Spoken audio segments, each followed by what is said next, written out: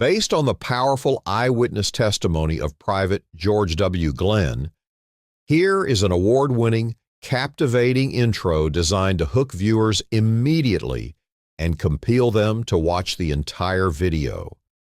Begin with a slow, haunting musical score that builds tension.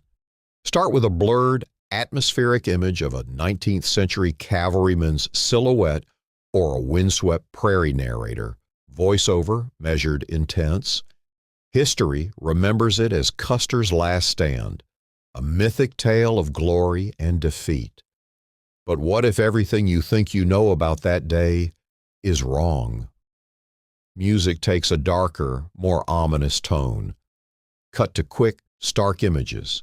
A single bullet casing in the dirt, a period photograph of a grim-faced soldier, the rippling surface of a river.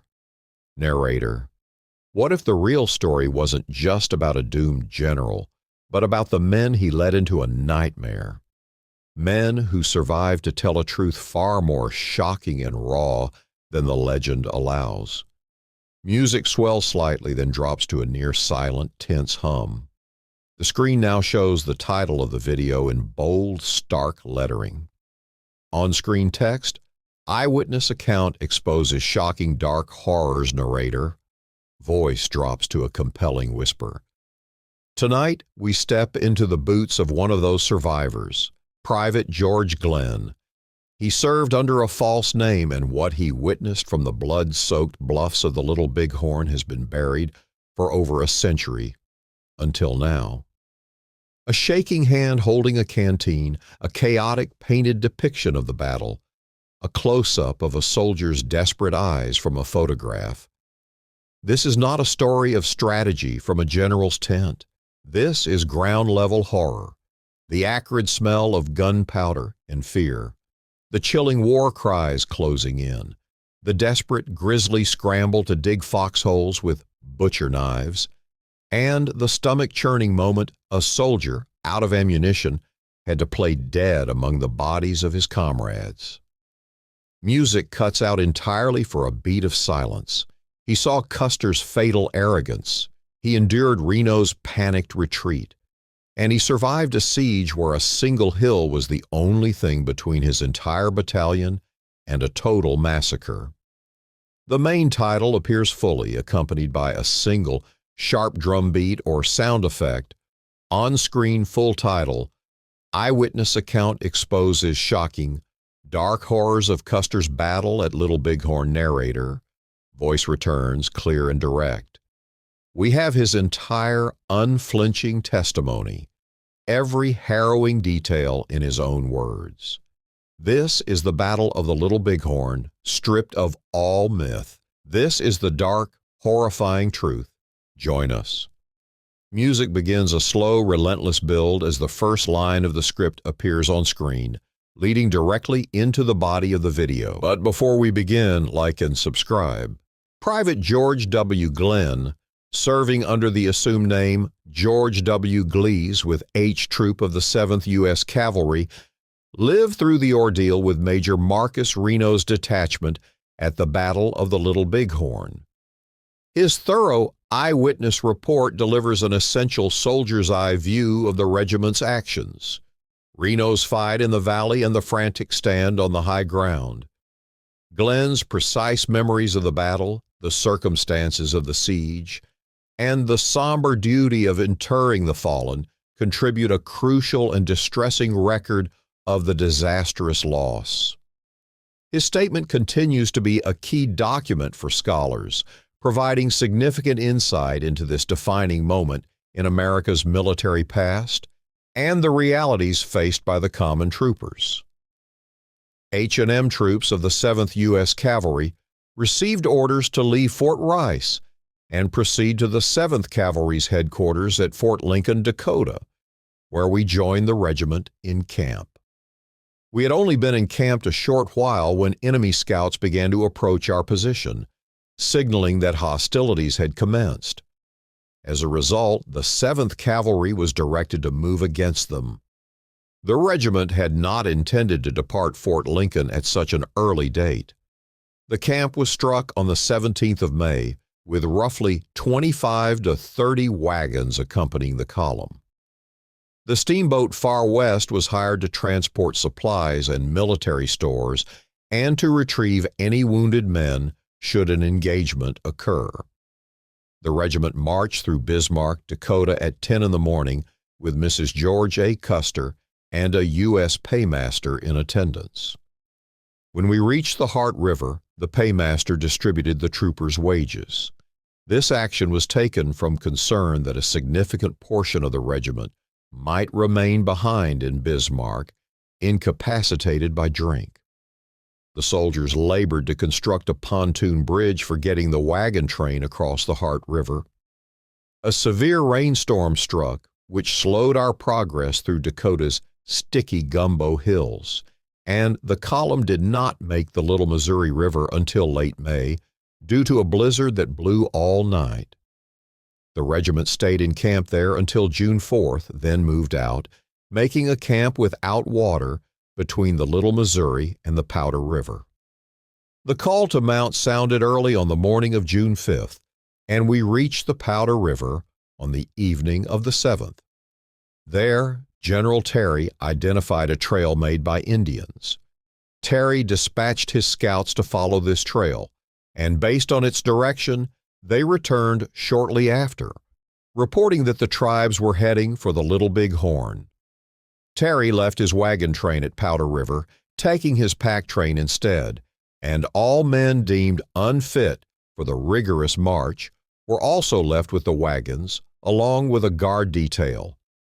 The total number of men, including buglers, came to approximately 100.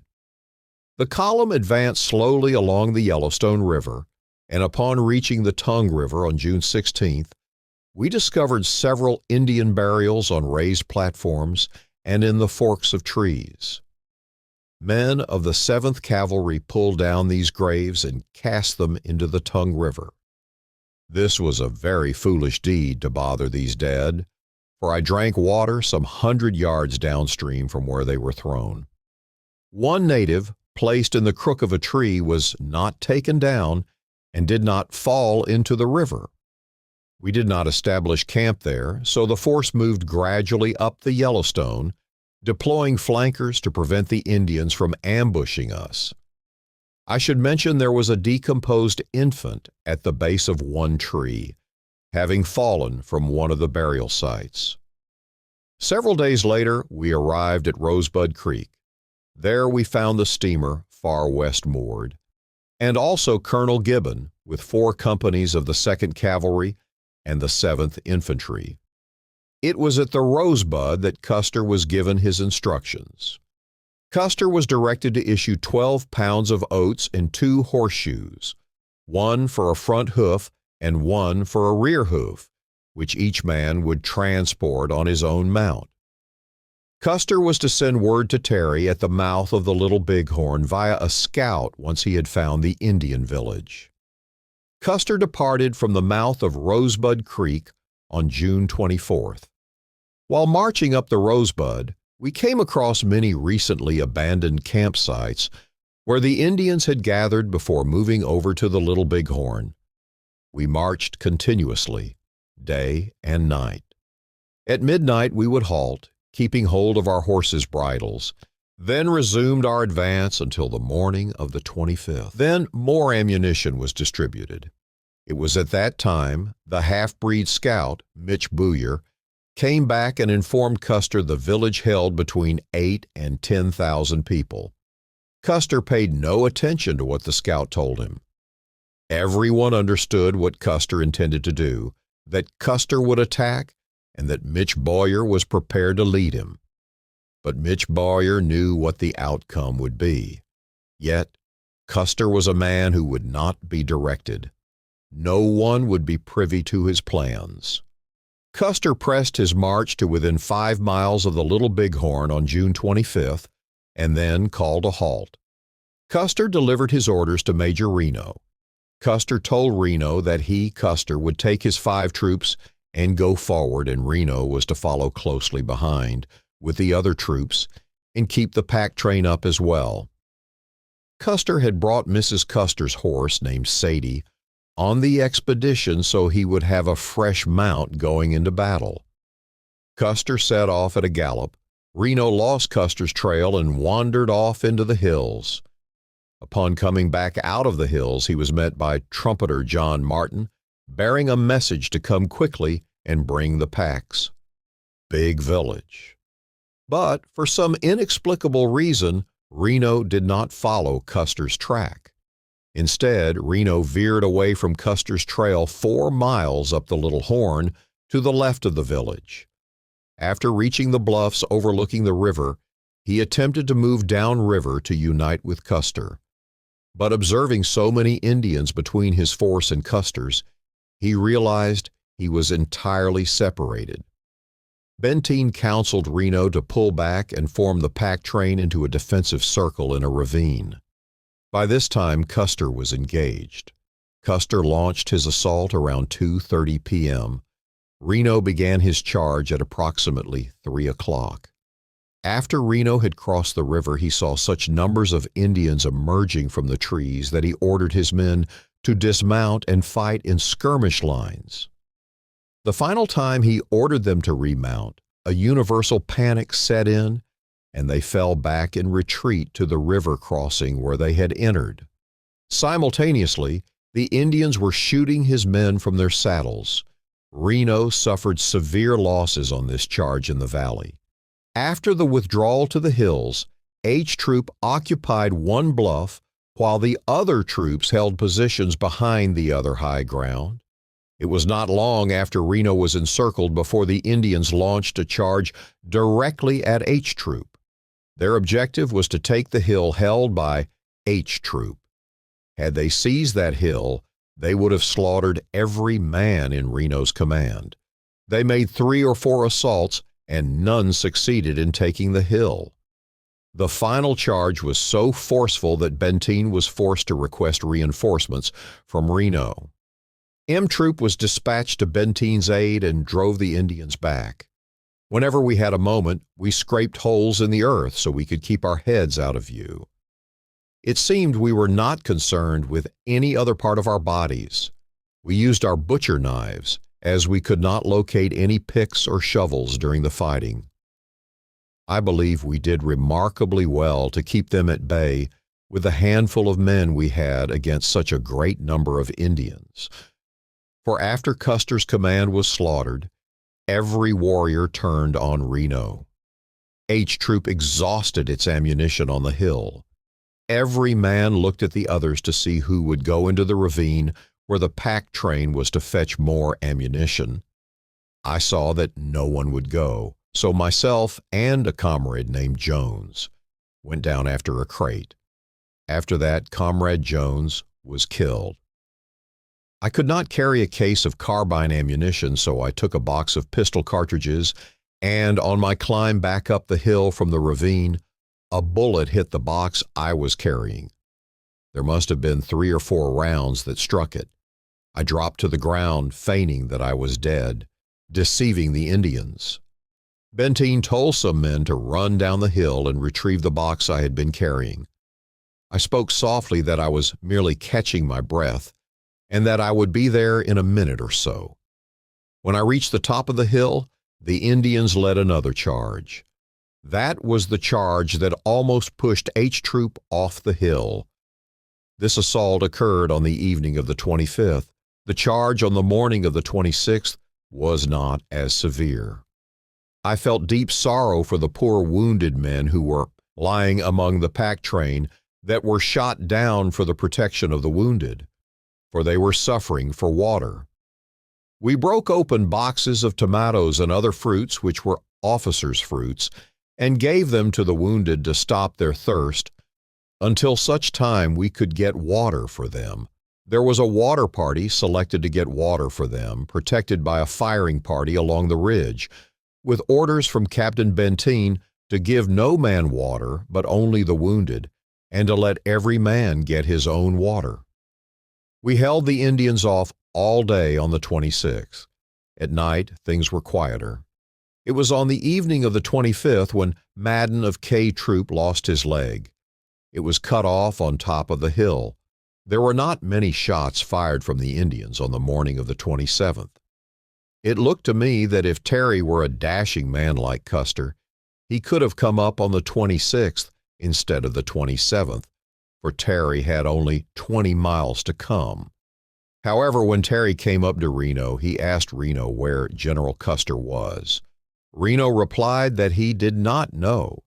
The last thing he heard from Custer's men was firing down the river at sundown on the evening of the 25th. It seems that Terry came through Custer's battlefield, for Terry told Reno to take all his picks and shovels and bury the dead of Custer's massacred command. Terry took care of Reno's wounded while Reno was tracing up Custer's dead. It looked to me that it was a running fight, as the dead looked that way from the way the men lay when they were found. There is no picture of the fight that shows the bodies the way they lay on the ridge, for we hadn't any photographer with us, and the reporter was killed. Only a sketch can be given of the fight of Custer's men by the men that helped to bury the dead. I will give the historian the whole thing of Custer's dead. It seems that Custer's men never crossed the river. We found a trail going down into the river, but it seems that Custer got repulsed before he got across the river, because we never found any trail of him on the other side of the river. The first men were found on the ridge, and on a little knoll was the chief trumpeter, with 3 arrows in his head and 1 in his right shoulder. The next was Mark Kellogg, the New York reporter, about 50 yards from the chief trumpeter, who only had arrows in his body. First came a single horse, and then there were 10 or 12 horses and their riders. Most all of these men were mutilated, and nearly all had arrows put in them. Further up the ridge, we found scattering soldiers and their horses. Thomas Tweed of L Troop was a young man that I enlisted with. He was cut up the crotch, and his left leg thrown over his left shoulder, and he had 3 arrows in his face, but was not scalped. They had not time to scalp all of these men, for there were about 280 men that were killed on the ridge. There was not any horse with Tweed, but there was a horse that had been wounded and still alive not far from Tweed. Further up the ridge, and at the head of the ridge, Captain Benteen rode ahead, and after looking in the ravine turned around and said to Major Reno, "Here is the whole headquarters. We found part of C Troop and part of E Troop, besides General Custer, Captain T. Custer, Captain Keogh, Captain Calhoun, the brother-in-law of Custer, and Captain Yates. I am not certain of Yates. Lieutenant Sturgis's trousers were found, but we did not find the body at that time. Custer's nephew was killed and was about 18 years old. The list of troops with Custer are C, E, F, I, and L. Captain Keogh and Sturgis belonged to M Troop, but were with E Troop when they were killed. Lieutenant DeRudio, an Italian officer who was Italian but held a commission in the 7th Cavalry, escaped from Custer's command. No doubt he got across the river because he came from the timber, up to Reno's command on the 26th. After we buried Custer's men, we crossed the river where the Indian village had stood. We found 2 heads of men that were captured from Major Reno's command when Reno led his charge the evening of the 25th. I think they were captured on the 25th because we heard the powwow in the village. One of the heads was recognized to be that of John E. Armstrong, a troop 7th Cavalry. The head was identified by Captain Moylan of A Troop. This Armstrong belonged to Moylan's troop that was under Reno's command. We buried the 2 heads and then moved up the river to General Terry's camp to prepare a way to carry our wounded to the mouth of the Little Bighorn and place them on board the steamer Far West. We took the Indian Lodge poles that they left, and besides, we cut some poles from the timber and made stretchers. They issued out rations in order to get Colonel Gibbon's pack mules unloaded. We put a mule in front and rear of the stretcher and then attach the poles to the mules. Then we put the wounded on the stretchers. The 7th Infantry would march on each side of the stretchers to keep it steady. We nearly took all night marching to the mouth of the Little Bighorn. Some died on the way after the wounded were on board the steamer. The command pulled out for the mouth of the Bighorn River, where we waited for a few days to hear from General Crook. Word reached camp that Crook was over on the Rosebud Creek. Terry packed up at once and moved over to where Crook was in camp and held counsel with him to decide what to do. They came to the conclusion not to follow the Indian Trail, but to go over to the Powder River, where the 7th Cavalry had left their wagon train. On arriving at Powder River, we found that the wagons had been destroyed, and the grain was scattered all over the ground, and the escorts all killed. After we buried the dead, General Terry and Crook separated. Terry went to Fort Lincoln to recruit the 7th Cavalry to replace the 5 troops that were lost the 25th of June, 1876. Crook went down to the lower agencies to disarm the Indians. After the 7th Cavalry was filled up, they went down the river to the Standing Rock Agency to disarm the Indians on that reservation. We went through their lodges, cutting up their lariats and breaking up their saddles, and after this was done, we drove their ponies off.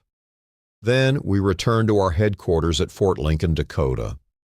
General Custer has been severely criticized for the failure of this campaign, and it seems justly so, as he disobeyed orders in not sending word to General Terry when he located their village, and for bringing on the battle on the 25th instead of the 26th, and for not taking the Gatling guns and the 4 troops of the 2nd Cavalry as he was ordered. The plan of this campaign was for Custer to move up the Rosebud and for Terry to move up the Little Horn River, and Crook was to come in the rear of the Indians and all be connected together. If this was done, the day would have been ours. The final somber lines of the script are read. The haunting musical score from the intro returns, but now it's slower, more reflective, and carries a note of unresolved mystery. Slow push-in on a single powerful artifact, the bullet-struck ammunition box Private Glenn described, or a period photograph of the survivors on the bluffs, looking hollow-eyed and exhausted. Narrator, voiceover, solemn yet compelling.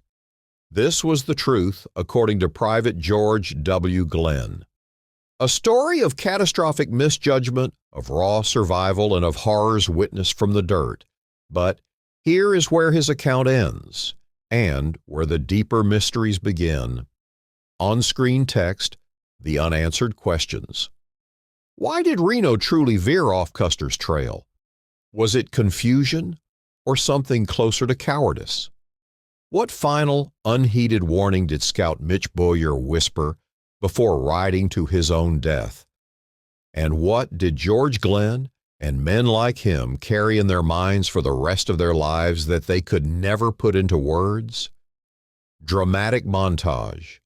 A close-up of Custer's portrait, then Reno's, then a blurred image of thousands of Lakota and Cheyenne teepees, finally landing on a simple, empty pair of cavalry boots in the grass. History is not a single story. It is a clash of perspectives. For every survivor's tale from the bluffs, there are thousands of stories from the other side of the river, stories of defense, of homeland, of a stunning victory that would echo for generations. The screen splits. On one side, the 7th Cavalry guidon. On the other, a Lakota warrior's shield.